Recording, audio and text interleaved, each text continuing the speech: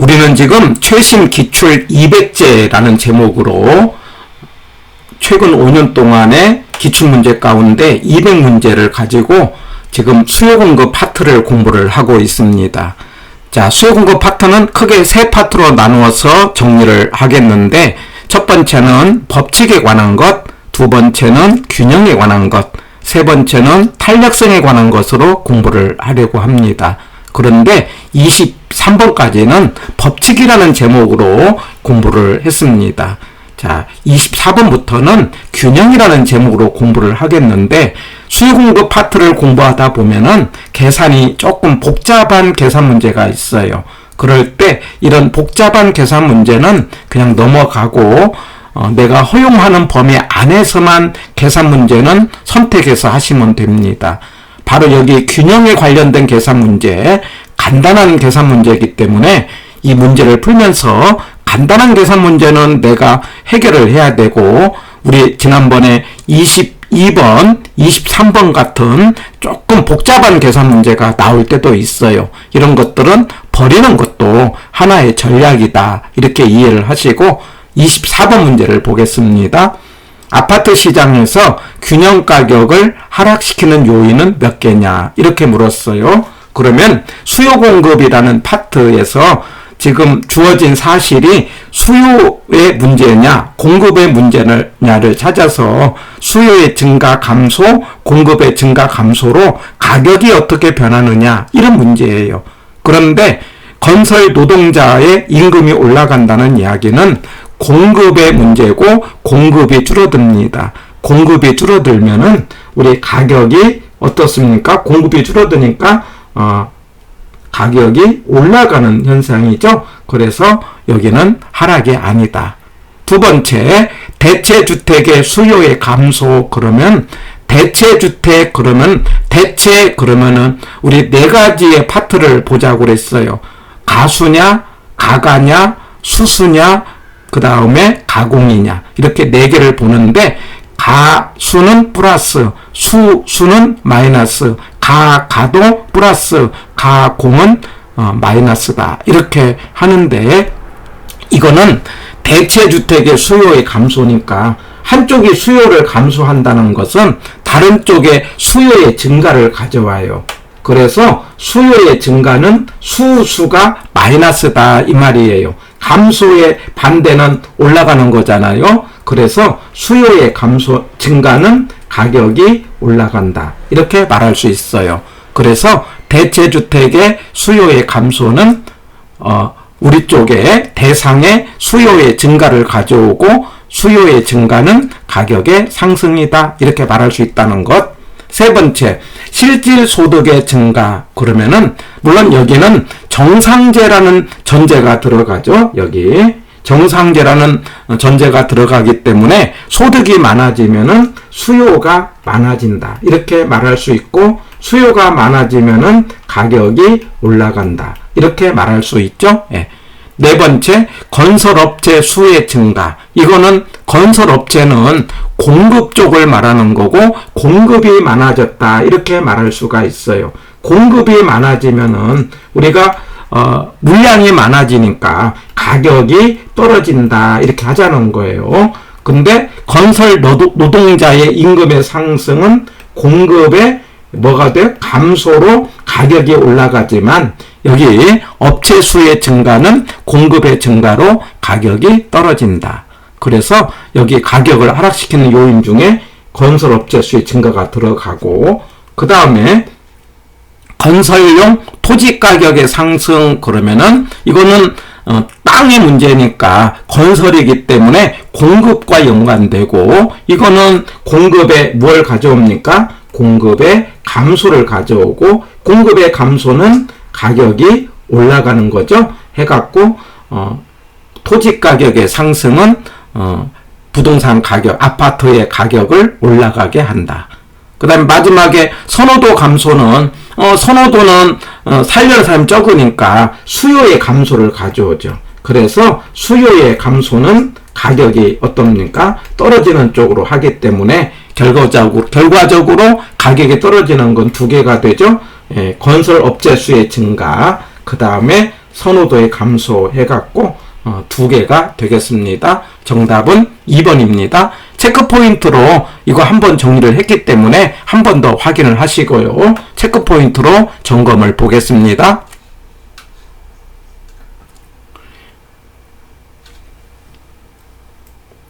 주어진 식에서 건설 노동자의 임금의 상승은 공급의 감소로 가격의 상승이고, 물론 이때 가격은 균형 가격을 말합니다. 그 다음에 대체주택의 수요의 감소는 우리 쪽에 다른 쪽에 수요가 안 되고 우리 쪽에 수요가 많아져서 가격의 상승. 실질 소득의 증가는 수요의 증가로 가격의 상승. 그 다음에 업체 수의 증가는요, 말하자면은 공급이 많아짐으로 가격의 하락. 그 다음에 건설용 토지 가격의 상승은 공급의 감소로 가격의 상승. 선호도 감소는 수요의 감소로 가격의 하락. 이런 내용 전형적인 수요 공급 문제이기 때문에 꼭 이해하시기를 바라고요. 정답은 2번이었고, 이 과정에서 제가 수요 공급에서 수가는 상식이다 해갖고 수요가 많아지고 적어지는 경우, 공급이 많아지고 적어지는 경우의 관계로 우리가 가격은 어떻게 변하고 양은 어떻게 변하느냐. 물론 이때 양은 균형량, 거래량 이렇게 표현합니다. 제가 양이라고 할 때는 표현이 어떻게 되든 간에 수량을 말하는 건데, 여기서 수요의 증가는 양을 먼저 판단을 해요. 그냥 양이 증가해요. 그 다음에 수요의 감소는 그냥 양이 감소입니다. 공급의 증가는 그냥 양이 증가입니다. 그 다음에 공급의 감소는 양의 감소다. 그래서 수요 공급이 나올 때 양을 따질 때는 암기하지 말고 그냥 같이 가는 걸로 판단을 하면은 쉽게 문제를 접할 수가 있어요. 수요 증가는 양의 증가, 수요 감소는 양의 감소, 공급 증가는 양의 증가, 공급 감소는 양의 감소다. 그래서 수요 공급 나올 때 양을 먼저 판단을 하시고, 그 두 번째 가격이 문제가 되는데, 바로 이 가격을 하는 과정에서 제가 편의상 수가는 상식이다 이렇게 표현을 하고, 수요 쪽은요 사는 사람 많다 이 말이에요. 그래서 상식적으로 사는 사람 많으니까 가격은 어떻게 돼요? 올라가고, 수요가 적으니까 사는 사람 적어서 가격이 떨어진다 이렇게 판단을 하자는 거예요. 공급은요, 매물이 많다 생각해 주세요. 파는 사람이 많아요. 매물이 많아요. 그러면 가격이 떨어지지 않습니까? 공급의 감소는 매물이 적으니까 가격이 올라간다. 그래서 가격 쪽만 상식적으로 판단을 하시고, 양은 그냥 같이 가는 걸로 판단을 하면은 문제를 쉽게 풀 수가 있다.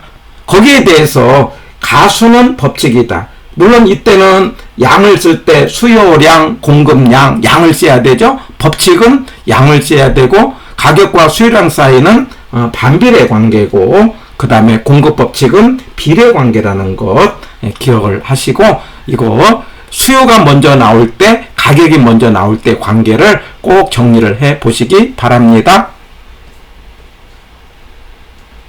자, 이래서 이제 수요와 공급이 동시에 변하는 문제가 32회 때 나왔어요. 그래서 1번을 보면은요, 옳은 것 됐는데, 수요와 공급이 증가하는 경우 수요의 증가폭이 공급의 증가폭보다 크다면, 이렇게 단서를 달았어요. 근데 여기서 앞에 증가보다는, 여기서 핵심은 이 두 가지가 핵심이에요.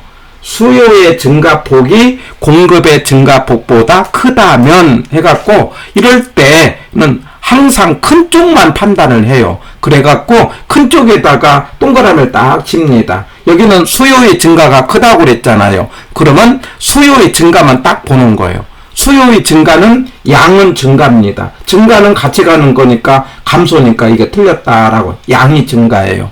가격은요, 수요가 많으니까 가격이 올라가죠. 살 사람이 많아서.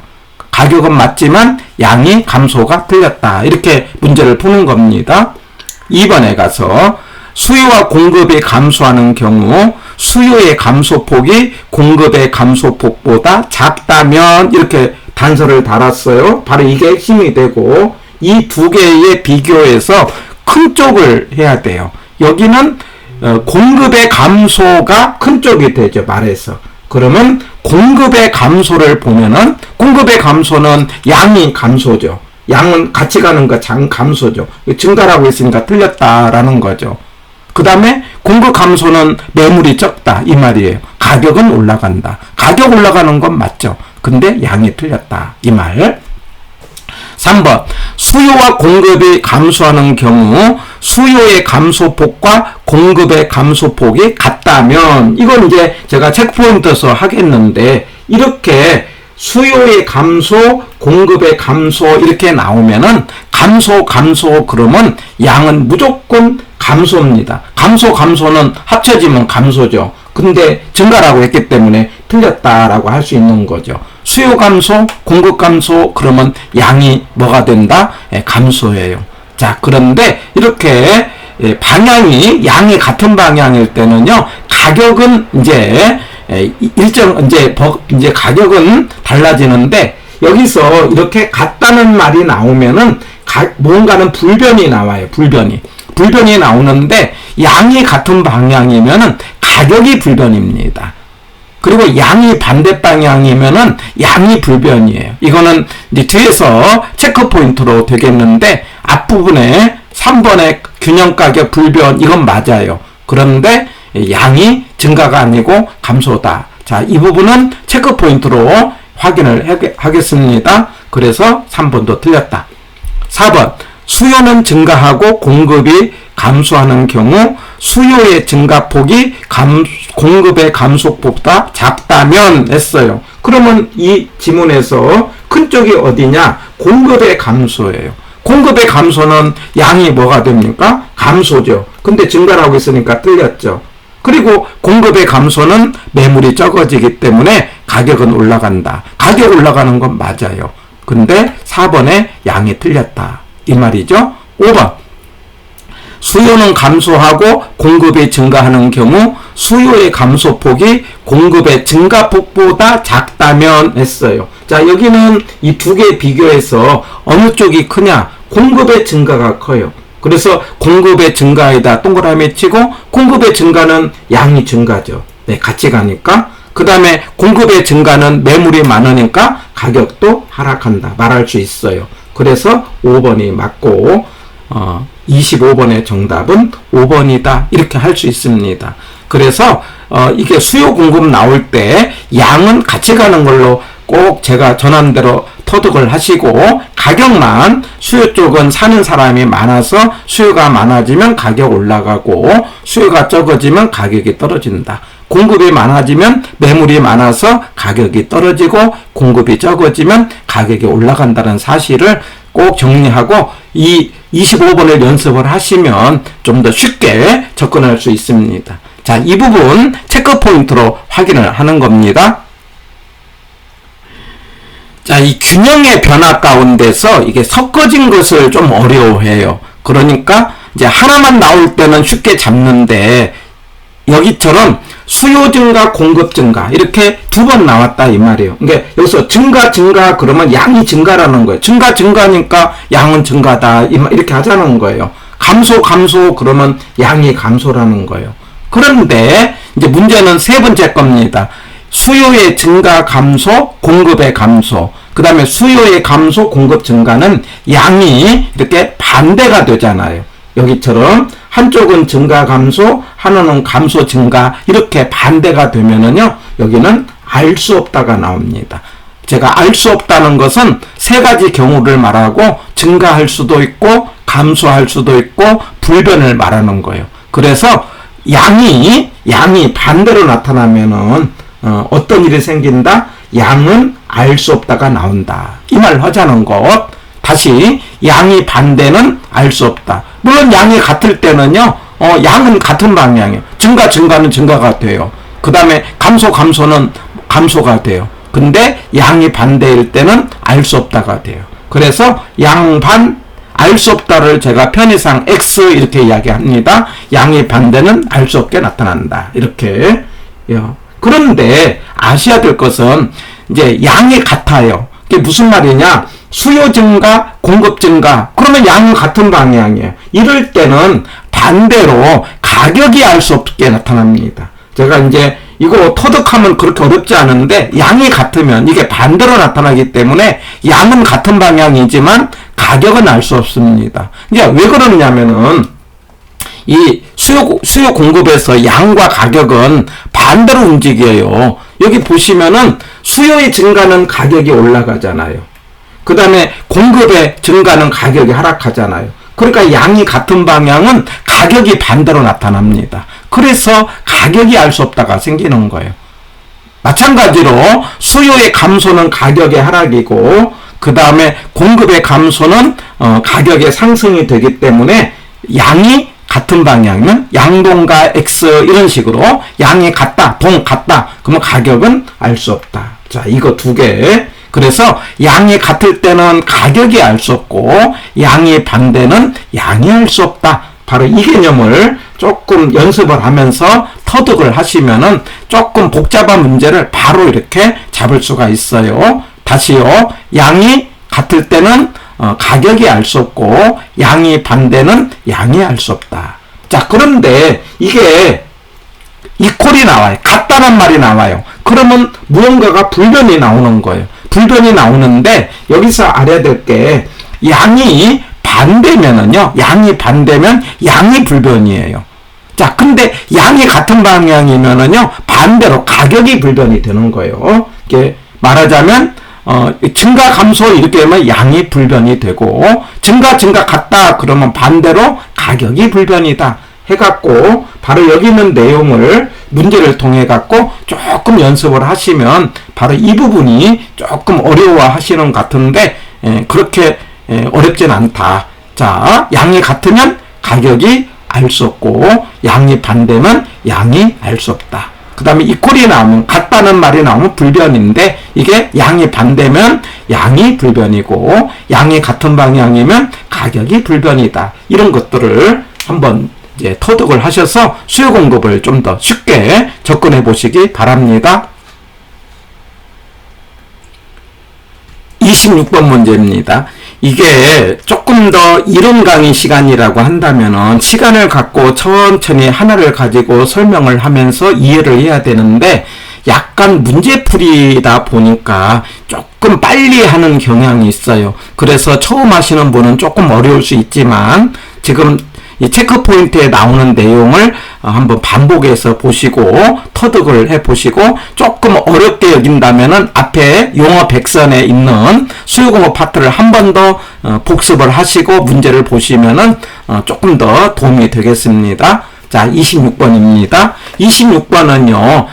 균형에 관련된 전형적인 계산 문제예요. 그래서 이 균형이라는 것은 수요와 공급이 만나는 걸 균형이라고 하고 이렇게 수식으로 주어졌을 때 이거 어떤 식으로 계산할 거냐라는 문제입니다. 자, 그런데 이 균형의 계산 문제는 너무 단순해요. 그래서 지금 제가 소개한 대로 한번 연습을 하시면은 쉽게 문제를 풀 수가 있습니다. 이거는 꼭 우리가 풀어야 되는 계산해야 되는 문제 속에 꼭 들어갑니다. 자, 기본적인 개념은요, 이거 방정식 푸는 문제인데, 문자는 더하고 숫자는 뺀다. 그리고 숫자가 나오면 대입한다. 자, 이 말을 가지고 주어진 식을 어떤 식으로 이제 연결을 해서 계산할 거냐, 이거 조금만 연습을 해보시면 돼요. 자, 항상 수요 공급이 나오면은 수요 공급에 대한 수식을 집니다. 여기서 Q는 수량을 말하는 거죠. P는 가격을 말하는 거고요.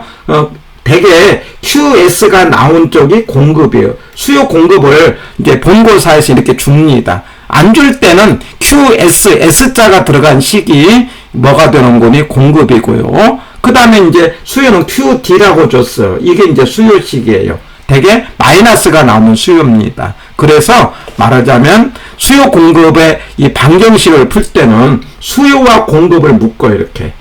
여기는 공급이 하나고 또 수요가 두 개잖아요. 그러면 묶을 때는 수요 공급을 묶어요. 그러니까 Q 이퀄 EP라는 식하고 공급, 그 다음에 Q 이퀄 900-P라는 식을 묶어서 방정식을 푸는 거예요. 이렇게 한번 풀고 그 다음에 이제 또 하나 남았잖아요. 밑에 뭐라고 해요? Q 플러스 1 시점 했어요. 그러니까 처음에 이걸 먼저 풀고요. 이게 1이고 그 다음에 t 플러스 1이라는 건 다음 거라는 거예요. 다음 것은 바로 이걸로 푸는 거죠. 공급은 똑같이 2p로 풀고요. 그 다음에 수요를 이걸 두 번째로 푸는 거죠. 왜냐하면 이게 t 플러스 1이라는 건 다음 거기 때문에 그렇습니다. 이렇게 해서 수요공을 푸는데 이때 하나를 풀을 때 앞에 q가 나오잖아요. 이건 없애. 이렇게 없애고 여기는 문자 p하고 2p를 문자는 더하는 거예요. 부호 따지지 말고 더합니다. p하고 2p를 더하면 3p가 나오잖아요. 3p 이렇게 쓰고요. 그럼 숫자 나왔잖아요. 숫자는 900밖에 없잖아요. 그러면 숫자 900을 쓰면 돼요. 그래서 3p는 900이다. 이런 식이 나와요. 그러면 3개의 p가 900이니까 p는요 3으로 나누는 거예요. 그래서 p가 300에 나왔어요. 이래서 문자는 더하고 숫자는 뺀다는 식에서 숫자 값이 나왔어요. 그럼 숫자 값이 나오면은 대입을 하는 거예요. 대입할 때는요 항상 처음식에다 대입을 하는 거예요. 처음에 뭐라고 했어요? 900-p라고 있잖아요. 이 p 대신에 얼마를 넣는다고요? 300을 넣는 거예요. 그러면 q값이 얼마가 됩니까? 600이 되는 거죠. 이게 처음에 p는 그래서 여기서 가격을 말하는 거고 q는 수량을 말하는 거예요. 그래갖고 p 가격 300, q 600 이런 식이 나와요. 이게 첫 번째 계산이에요. 그러면 두 번째 계산은 그럼 어떻게 할 거냐? 자, 밑에 1500-p하고 2p인데 여기도 똑같아요. 문자는 더한다. 그러니까 p하고 2p를 더하면 3p가 나오고요. 그 다음에 숫자 1500밖에 없잖아요. 그러면 3p는 1500 이렇게 하는 거예요. 그러면 3개의 p가 1500이니까 p를 3으로 나누는 거예요. 그럼 p가 얼마가 나온다고요? 500이 나와요. 그래서 이렇게 숫자가 나오면은 그 500이라는 숫자를 이제 같이 계산했던 식에다가 여기다가 500이라는 숫자를 넣는 거예요. 그러면은 1500에서 500을 빼면은 q가 뭐가 나옵니까? 1000이 나오죠. 똑같이 p는 가격을 말하고 q는 수량을 말합니다.